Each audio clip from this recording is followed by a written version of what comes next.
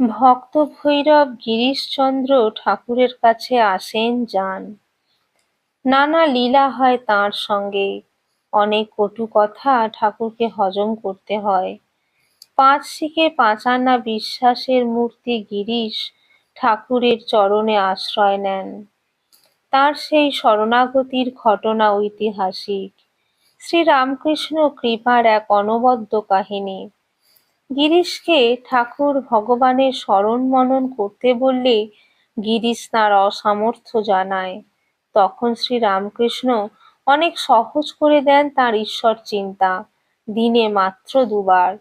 তাতেও গিরিশ সংশয়াকুল, সেটুকুও পারবেন কিনা সন্দেহ।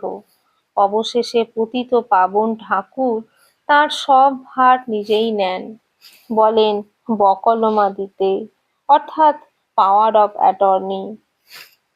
সব ভার মুক্ত হয়ে গিরিশচন্দ্র শ্রীরামকৃষ্ণ চরণে সাষ্টাঙ্গে প্রণত হয়ে ২ হাত দুটি শ্রীপাদপদ্ম ধরে অশ্রু বিগলিত নেত্রে গদগদ কণ্ঠে তাই করলেন। সব ভালো মন্দের জপ ধ্যানের ভার শ্রীরামকৃষ্ণ চরণ কমলে তিনি ঢেলে দিলেন। শ্রীরামকৃষ্ণ চরণ এর পরেও বহুবার গিরিশ মাথায় নিয়েছেন। ঠাকুরের শ্রীচরণ মহিমার একটি অপূর্ব বর্ণনা আছে পুঁথিতে। ঠাকুরের জন্মতিথিতে দক্ষিণেশ্বরে ভক্তেরা তাঁকে প্রাণ ভরে সাজিয়েছেন ফুলমালা চন্দন তিলকে। শেষে চরণ যুগলে করে করিল লেপন, চরণে চন্দন রেখা কিবা শোভামান। গৌরীমা নিজের হাতে মালা গেঁথে আর চন্দন বেটে এনেছিলেন। এরপর শুরু হয় নৃত্য ও কীর্তন। ভাবে প্রভু আত্মহারা, আর সেই মহাভাবে সকলে মেতে উঠেছে। কিছুক্ষণ পরে ভাব সংবরণ করলেন ঠাকুর, ২ হাতে মালা ছিঁড়ে ফেললেন, চাদর দিয়ে কপালের চন্দন মুছে দিলেন।